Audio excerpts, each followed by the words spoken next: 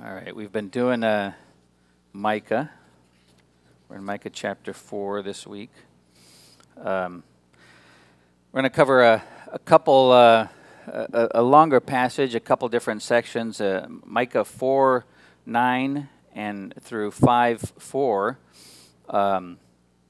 is kind of a section with a couple paragraphs in it, and then Micah 5:5 through the end of the chapter is another section. I'm not going to do that whole bit because the second part of it is kind of a different theme a little bit. So Mike's going to be doing that next week. He's going to be teaching us verse 10 and on. So today it'll be Micah 4:9 through Micah 5:9. And last week Tony talked to us about how there's this shift from the end of Micah 3, the last verse in chapter 3, to the beginning of chapter 4, and how we can see from some records in or things that were said in Jeremiah's time that Jeremiah wrote down, that last verse in chapter 3 was convicting to Hezekiah, and that he changed his mind about a few things, and he became one of the most godly kings in the Old Testament, since David, his ancestor. And so then in chapter 4 at the beginning, Micah begins to speak these words of promise and stuff and hope, and Tony talked to us about that last week, and this week it's a bit of a continuation, that what he's saying in the verses and how he's saying it, and some of the tone changes, but the message is very similar about hope and about promise. Just to give you some context, when these verses were written, we can kind of, just from clues in the verses, we think that it would have had to, it would have been in Hezekiah's time, and because of references of Assyria attacking, it was around then, right? It was in 701 BC, Assyria laid siege to, tongue-tied, laid siege to Jerusalem. Remember, about 20 years before that, they had destroyed Samaria and deported all the Israelites that were in the northern 10 tribes. And they didn't attack Judah at that time because Judah was kind of like a subject or vassal state. And so they left them, they were still paying tribute or acknowledging them or whatever, but they didn't, they left them alone. Well, about 20 years later, they were attacked by Assyria. And so that story is in the Bible. It's in 2 Kings chapter 18 and following, and it's also almost the same words in Isaiah 36 and following, and of course it's also recounted in Chronicles. So just briefly there, if you're not familiar with that story, or if it's been a while, okay, what happened was that Sennacherib, who's the king of Assyria, he decided to attack Judah, right? And he didn't just run up to Jerusalem. He attacked every fortified city in Judah and conquered them all. And then lastly, he sent his top officials to Jerusalem. He didn't go himself, but he sent his top officials with a very large army to Jerusalem. And this was after he'd received some tribute. So first, Hezekiah saw him attacking all his cities in Judah and conquering them all, and he thought, I'm next. And so he tried to pay him off. He said, will you accept some amount of gold or silver to leave me alone? And Sennacherib said, yes. And he sent him a lot of gold and silver. And then he came anyway. Maybe he's trying to shake him down for more money. I don't know. But he came anyway. He sent his top officials and this large army to Jerusalem. They're outside the walls, and they're just laying all kinds of taunts and threats to the people and to God. Like they're saying, God's not going to save you. They're saying, God sent me. And they're speaking, you read this passage, you can see how it's pretty graphic, not in the sense of a lot of gore or anything, but just like we use that word sometimes today, but it's very just upfront about, these people came and they were speaking in Hebrew so that everybody could understand. And the officials from Jerusalem that were listening to this message said, look, talk to us in Aramaic, which is kind of like a common language, because that we understand that, but the people won't understand it. And they said, no, this concerns them too, because they're going to be eating their own dung and drinking their own urine soon when we lay siege to this place. That's what they said. And so, yeah, that's why we're talking to everybody. And then they just laid all these taunts and threats and really blasphemous statements. And so Hezekiah tore his robes, and he went out to, or he sent messengers to Isaiah. God knew all this was happening. He already had a message ready from Isaiah, or through Isaiah. And he said, don't worry. Sennacherib's going to hear some news, and he's going to go back to his own land on his own, and he's going to die there. And so the officials kind of reported what was going on back to Sennacherib. He's still not there, right? He's still in a neighboring town. And he sends back just more of the same messaging. Like, oh yeah? You think Hezekiah is telling you, and they're talking to the people. Hezekiah is telling you that God's going to save you. He's not. Right? And there's more taunts and more threats.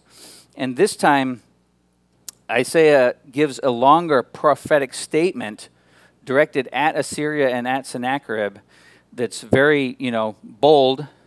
And it ends with these words, because you have raged against me and your complacency has come to my ears, I will put a hook in your nose and my bit in your mouth, and I will turn you back on the way by which you came.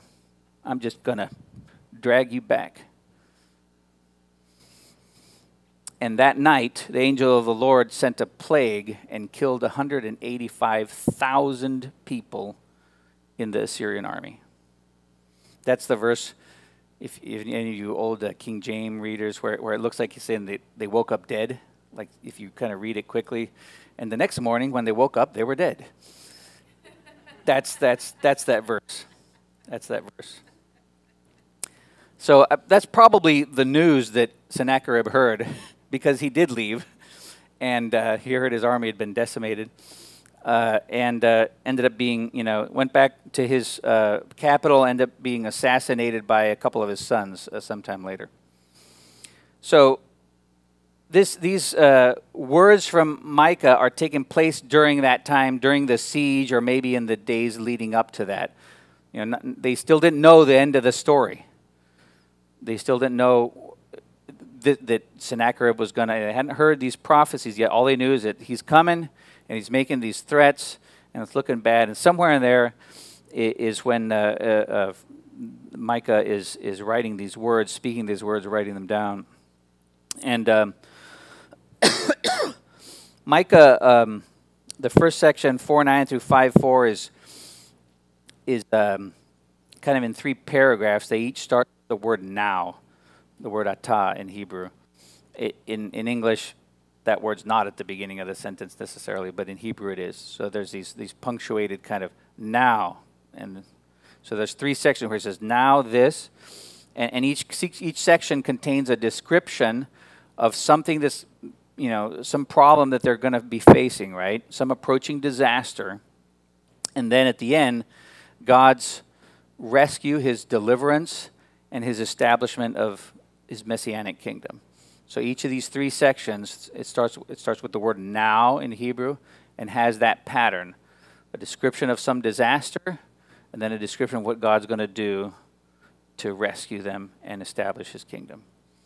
So that's Micah 4:9 through 5:4. And then the second part that we're going to read today has kind of two paragraphs, and it's a little different because they both start with the word wehaya, which is it shall be, and it shall be, blah, blah, blah, and then there's just, so we'll get into those here, but I'm just giving you the context. I'm giving you a little bit of the structure so that as we go through it, you'll see that. And as usual, I'm going to read the passage, maybe point out a few features of it, and then we're going to extract some lessons, right, that this passage teaches us. So let's dive in. Micah 4.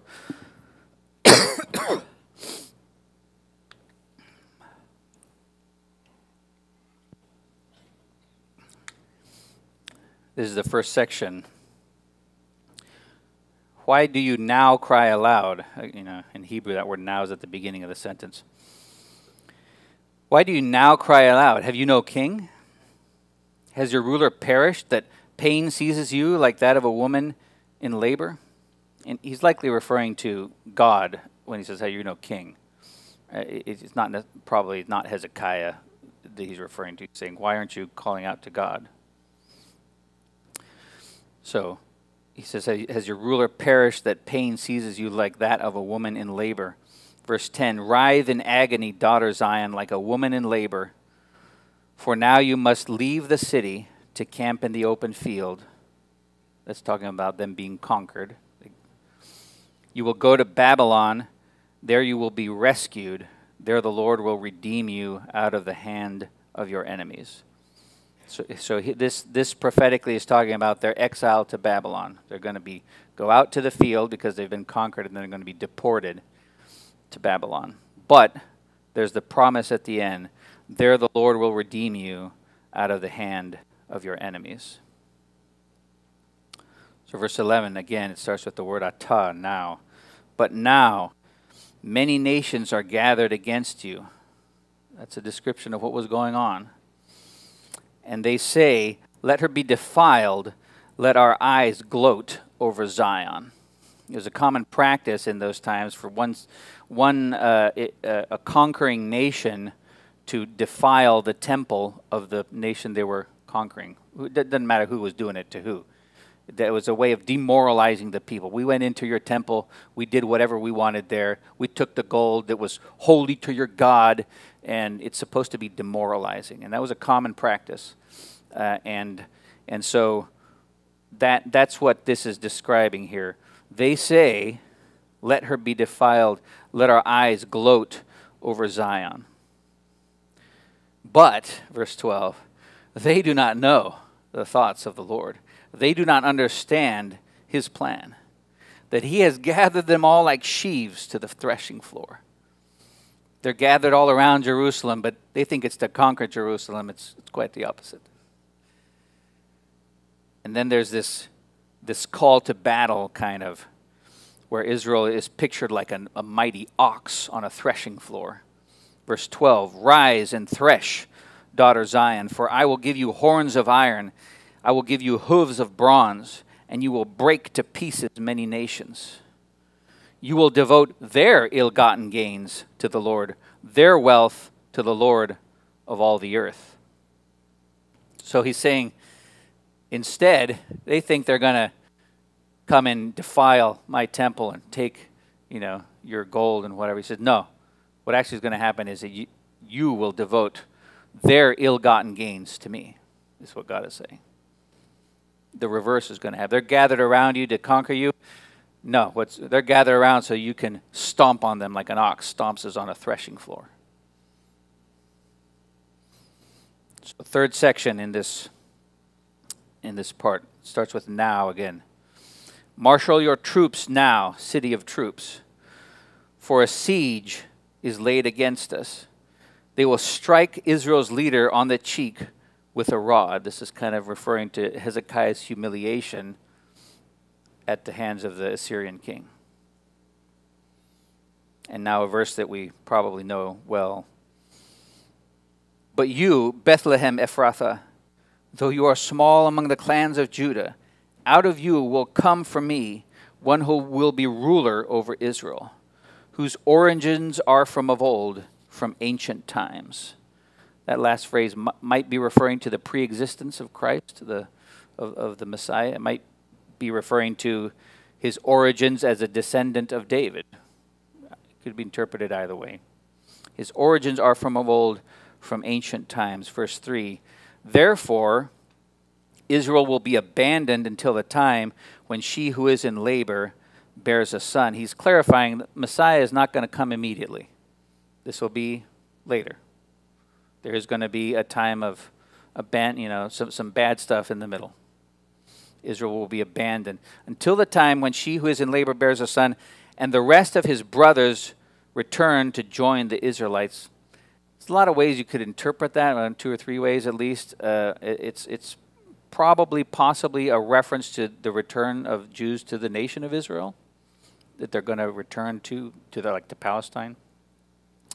There's some people interpret that as being fulfilled in Acts, but it really seems like it's bigger than that. It's not just the day of Pentecost. It's bigger than that.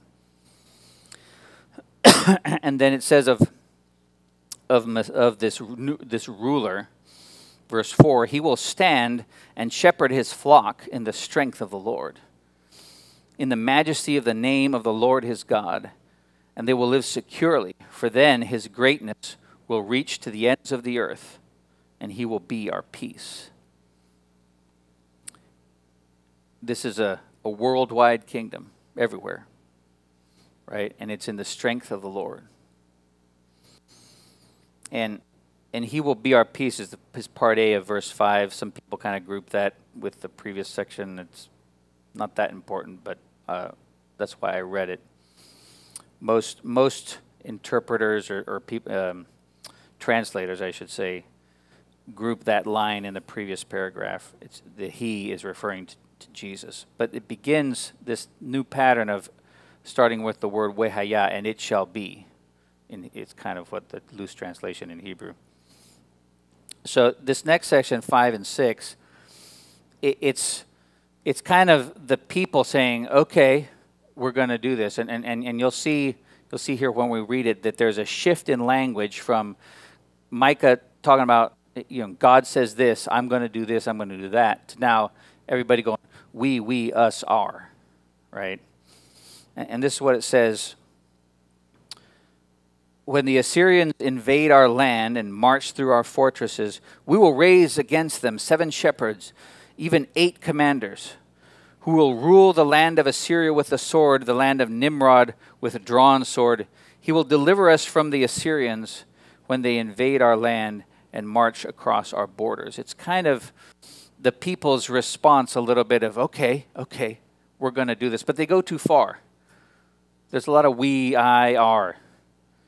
Not God doing, but okay, great. We're gonna. They're kind of taking what these promises Micah's saying and saying, all right, well, we're gonna make it happen, and there's this kind of prideful tone in there. We're gonna raise up these shepherds and commanders, and we're gonna rule Assyria and all this stuff. So then the last section we're gonna read today, Micah comes back for some clarification, and he says, no, there's going to be a remnant of Jacob. The remnant of Jacob will be in the midst of the peoples. So he's saying, no, it's not going to be quite like that. First, there's going to be this scattering of all the Israelites. And he says, the remnant of Jacob will be in the midst of many peoples, like dew from the Lord, like showers on the grass. And so what's the comparison he's making there? Like dew? Well, it's in the next line. Which do not wait for anyone or depend on any man. He's talking about the divine initiative, right? This, just like dew that you can't control and you don't know when it's going to come or go. It's God makes that happen. Just like that, this remnant is going to, you can't make this happen. This is going to be on God's initiative. The remnant is going to be out there like dew. And then again, verse 8, the remnant of Jacob will be among the nations in the midst of many peoples.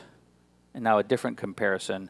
Like a lion among the beasts of the forest, like a young lion among flocks of sheep, which mauls and mangles as it goes, and no one can rescue. And again, that last line it brings it back to God, the divine control, right? Just like you can't control whether this lion is, if you're in a crowd of people and all this lion just starts a rampage, I mean, you're kind of helpless. Maybe you're lucky and get out of the way, but you're not going to just tell it stop, and it'll listen to you. And he says, just like that, these situations that Micah's been describing are under God's control, under God's initiative. It's not something that they can make happen. It's his response to the previous section of what people were saying about, hey, okay, well we'll do this. And it ends the last verse with a prayer to God. Your hand will be lifted up in triumph over your enemies, and all your foes will be destroyed. So that's the end of this section that we're reading today. So once again, you saw how in the first bit there's these groups of 3 groups where he's talking about something bad that's going to happen, and then God's rescue and his setting up of his messianic kingdom. And then at the end, there's kind of the people's response and Micah's rebuttal to what all is going on. So does this make sense? Yes. Okay. Sense enough? I know it's a lot of verses. It's helpful to read it all at once, though, and kind of see the big picture and the whole structure. Sometimes we take because this verse 2 of Micah 5, but you, Bethlehem Ephrathah, because that's quoted in the New Testament, sometimes we know that verse, but we don't know the context of it, right? So that's what's going on here. And today I want to take a couple lessons out of this passage. And the first one is that God's sovereignty is real and that it's absolute. It's real and it's absolute. Now look, I know there's a duality here, right? I know that there's man's free will and God's sovereignty, and that they're both true, and that where they meet in the middle is kind of like confusing. Just like Jesus being fully God and fully man, right? And where that meets in the middle is kind of like, I don't know. All I know is that they're both true. The same thing here. Now, today I'm not going to be talking so much about the free will of man, because that's not really what these passages are bringing out. So I'm just letting you know ahead of time that if in your head while I'm talking you're going, well, what about free will? Yes, I know it's there. Yes, it's true. Yes, absolutely. But right now I'm talking mostly about the other side, okay? So this is something that's brought up a couple times in this passage. One is in verse 11 through 13, that section where he's describing how all these nations are saying, well, we're going to go up against Jerusalem, and she's going to be defiled, Zion's going to be defiled. And then God's response is, no, but they don't know my plans. Actually, the reverse is going to happen. So there's these God's enemies thinking that they're going to give God the slip and do whatever they want. And then the second place we see this is in chapter 5, where it's the people of Israel, right? It's God's people saying, okay, we're going to solve our problems on our own, and it'll be when we want. They're doing it outside of God's timing, in their own way. They're kind of taking God's promise and going, okay, but they're taking it to outside of his timing and in his own way, or in their own way. So, and again, Micah comes back and says, no, that's not going to happen. Right? So there's two. There's the first one is God's enemies saying we're going to do whatever we want, and God says, no, you're not. And then God's people saying, we'll do this way, and God says, no, you're not. And so God's sovereignty is real and is absolute. Proverbs 27:1 says, do not boast about tomorrow, for you do not know what a day may bring. And there's a similar but longer discussion in James 4. James 4, verse 13, James says this, now listen, you who say, today or tomorrow we will go to this or that city, spend a year there, carry on business, and make money. Why? You do not even know what will happen tomorrow, is James's reply. What is your life? You are a mist that appears for a little while and then vanishes. Instead, you ought to say, If it is the Lord's will, we will live and do this and do that. As it is, you boast in your arrogant schemes. All such boasting is evil. Period.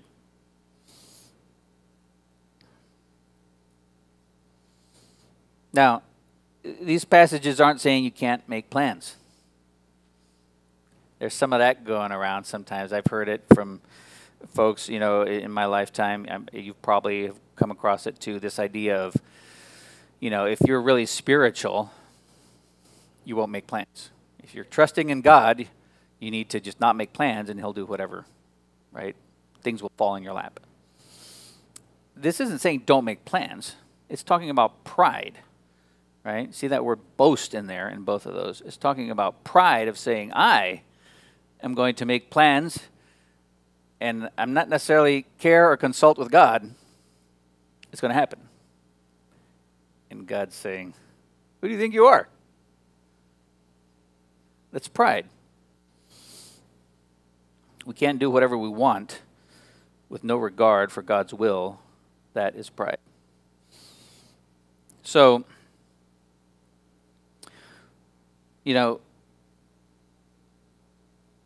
when Adam and Eve fell, when they decided to take the bite of the fruit, that's, lots of things in a nutshell there. A big one is, I'm going to do what I want, not what God wants. I want to do things my way, not God's way. And since then, it's pervasive in our race. The commentary said, it said in some ways life is a struggle of wills, a contest to see whose plans will come out.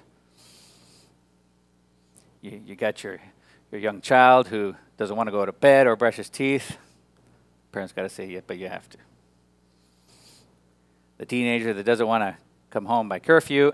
Yeah. Spouses that want to have things their own way until they work that out. Bosses and employees, you're doing that wrong.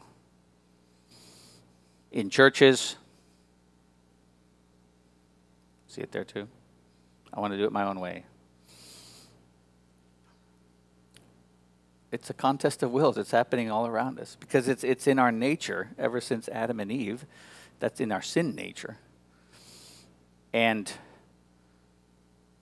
this passage is reminding us that God's sovereignty is real and it is absolute.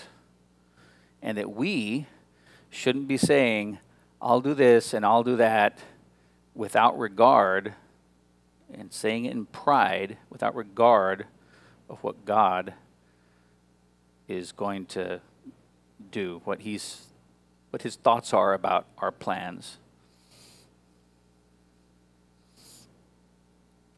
And the other thing that I was thinking of in regards to this is it has to do with independence of kind of, again, it's on the doing things our own way, and it wears a slightly different mask of being industrious and diligent. So, and I feel like, and I'm not picking on the United States because other countries are this way too, but not all countries are this way. But because we were founded by groups of people that wanted to do things on their own and be kind of out from under the nose of some oppression, and because you had to be kind of tough to, it's an unexplored land. It's not, it's not cities and towns. You kind of got to make your own way. And so there's this cultural heritage of kind of, things like, we say things like pulling yourself up by your own bootstraps and just getting after it. And it's a great mindset. I really like it, of don't complain, just do what you can, and don't be do what you can to try to improve your circumstances or whatever. And we can't control everything, but it's just mindset of just working hard and being diligent. And the Bible talks about not being lazy. But I think that, and I know I've been guilty of it, that sometimes that mindset carries into where we're not gonna ask God for help or what he thinks about things as much as we should. We don't want to bother him with the little details of life. Now, some people say that because they think God's way up there and he doesn't care about us, right? And can't be bothered with my little problems, which I always thought was hilarious. Like, if he really is infinite and all-knowing, then he actually has the energy to do that, to be interested in everybody's little details of life. It doesn't exhaust him. So I thought that, I always think that's hilarious. But oftentimes we have that attitude of, well, this is just life, and I'll handle it on my own. And I'm not suggesting that, you know, if I walk out of my house one morning and I have a flat tire, that I need to, you know, call Bev and the intercessory prayer team and all this, you know. Maybe I just need to change the tire. But I am suggesting that there's some room for saying, you know, I'll get some prayer about this. I'll tell somebody about it, or I'll ask God, you know, for some help. I'll ask for his wisdom. I'll ask for his strength if it's something that's stressing me out.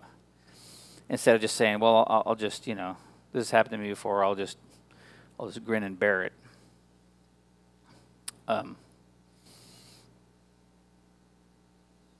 When we don't want to come up for prayer because, well, you know, it's not that big of a deal. I'll come up if I'm terminally ill. I'll come up if I'm seriously sick. I'll come up if I have, you know, real big problems in my marriage, maybe. Real big problems with my kids. Then I'll come up.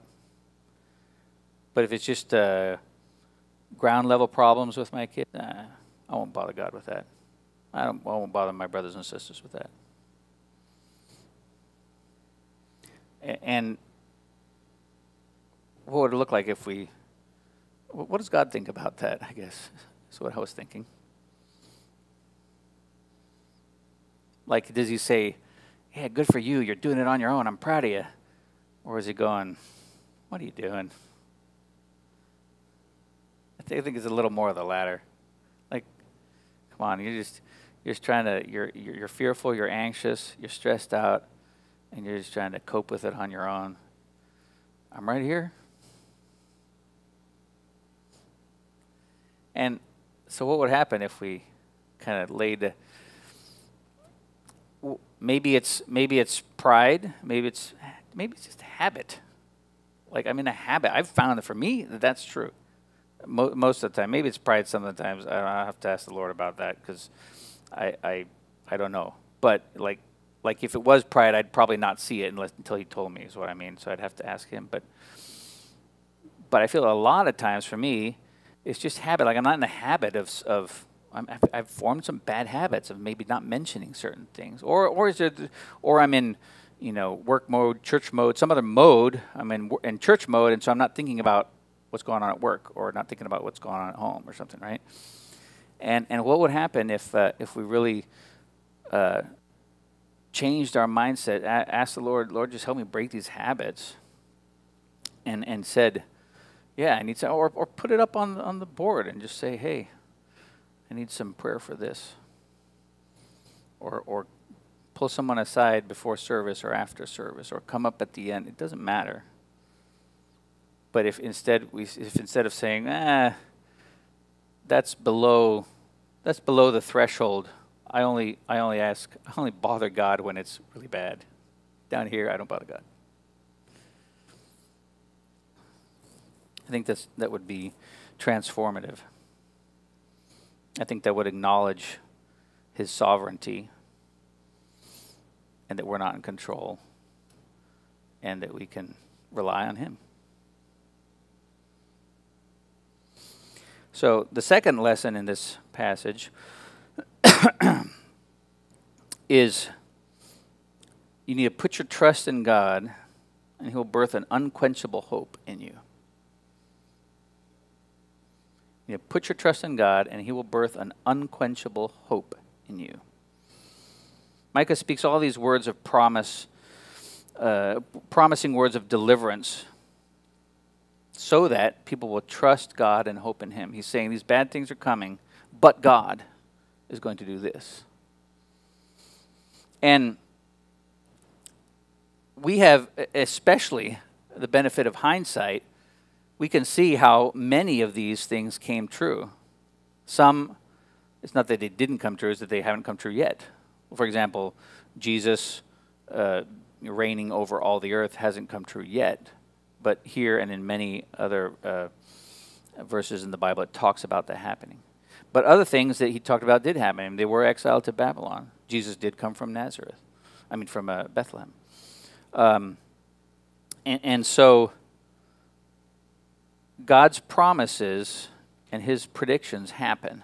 What he says he's going to do, he does. And we see that here in the ones that have already been fulfilled, and in some they've not been fulfilled, but we know that he will if we'll just put our trust in him. And that is what Micah is trying to get the people to do. Put your trust in God. I know that it's like Elisha's servant that was afraid because of all the people that were coming, and Elisha prayed, Lord, open his eyes, and then he looked up and he saw that there was 100 times that in angels standing around. We need to put our trust in God, and he'll birth an unquenchable hope, because what he says he'll do, he'll do.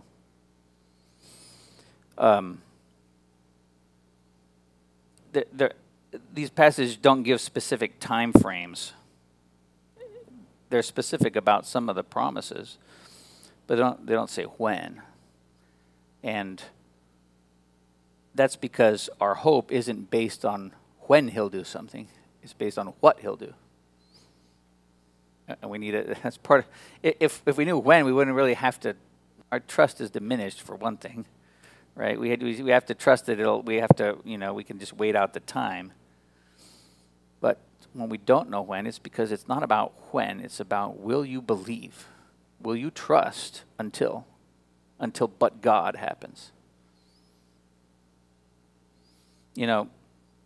Hezekiah was a really good king.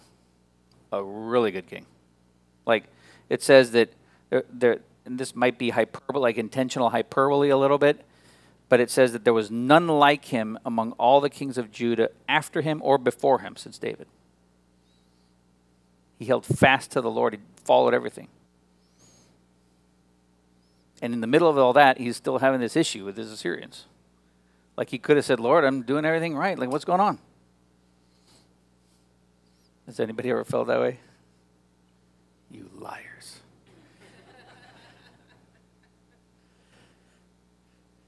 Lord, I'm doing everything right, aren't I? What's going on? Hezekiah was great. And then every single fortified city in his country was attacked and conquered. And they're knocking at his door with 185,000 people and saying all these horrible things. What's he going to do? He was distressed. He tore his robes. All his officials tore their robes. They were in anguish. It reminds me of John 16:33. Jesus said the same thing to his disciples. I have told you these things so that in me you may have peace. He had just told them about stuff that was going to happen. He said, the reason I'm telling you is so you'll have peace. He said, in this world you will have trouble, but take heart. I have overcome the world. He did say you're not going to have trouble. These passages describe lots of trouble. Each section, Micah says, you're going to get exiled. They're going to come against you and try to say they're going to attack you. These bad things are in front of us, but God's overcome. And that's what Jesus is saying. You're going to have trouble. You'd be the most perfect king since David. Things still happen.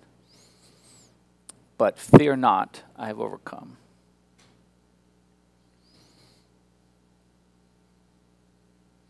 I heard somebody say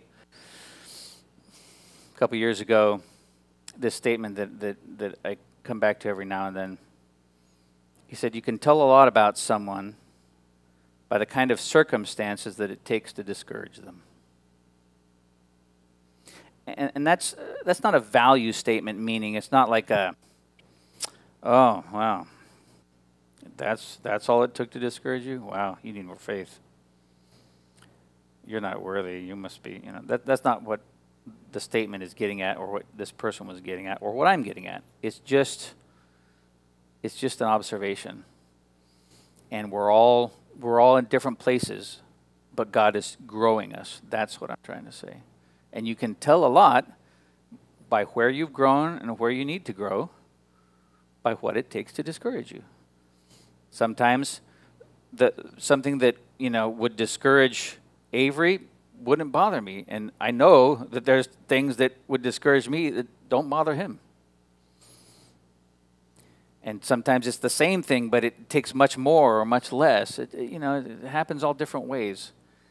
But we can really get a view into, man, here's an area that God's really matured me, or I'm just kind of born into it, like I'm wired to not care about that.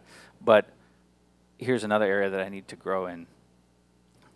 And that's the path to maturity. And I'm hitting this hard because it's just so important.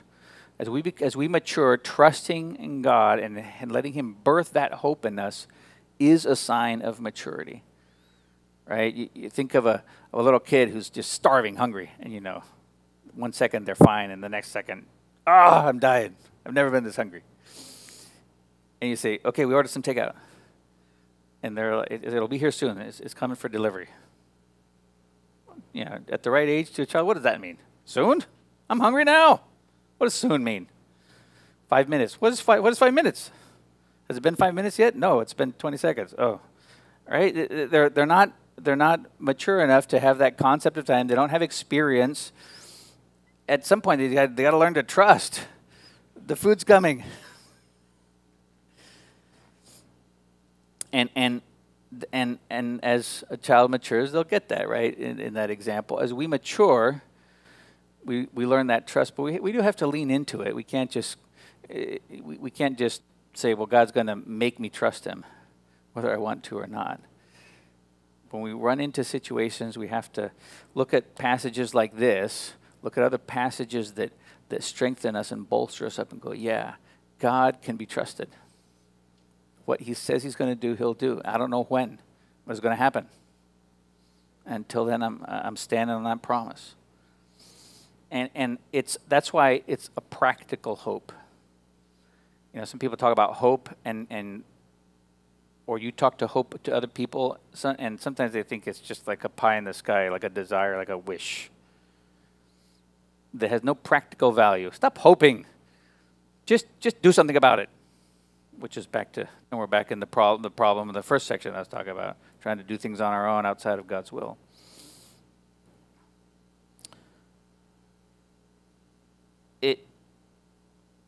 Some people think that you're just feeling sorry for yourself. No, I actually have hope. I actually have an expectation of this. But there's kind of an understanding mismatch sometimes when we're talking about it. But hope is practical. It influences our attitudes towards what can be done. I find that for me, that's the biggest thing. Is when I have some hope, my attitude changes. It makes a big difference. Ask my wife. Ask anybody around me that has to deal with me when I'm, feeling sorry for myself or bummed out about something versus when I'm hopeful about something. It changes your attitude and looks beyond the present problems to the one who has the power to control the situation. Back to His sovereignty is real. And it's absolute. So let's lean in to maturing in trust. Let's say, yes, Lord. Let's stretch ourselves and go, okay, last time this happened to me, I freaked out. This time I'm going to trust. Yesterday I was freaking out about this problem. Today it's worse. What am I going to do? Feel worse or trust more? Who do I need to tell to help me trust? Is there somebody that's been through this before that can encourage me and say, this is what God did for me? Is there a story in the Bible that I could read that has that same problem and I can learn something? You have to lean in to developing and maturing in trust. But let's do that. Let's do that. Let's lean in and let him. And when you trust, you're going to have this unquenchable hope that changes your attitude, that puts a smile on your face, even in a crappy circumstance, and that looks forward to what God's going to do, and that is a beacon to people around you that see that hope that's always green and fresh in your heart, never tired and old, never beat down. All right?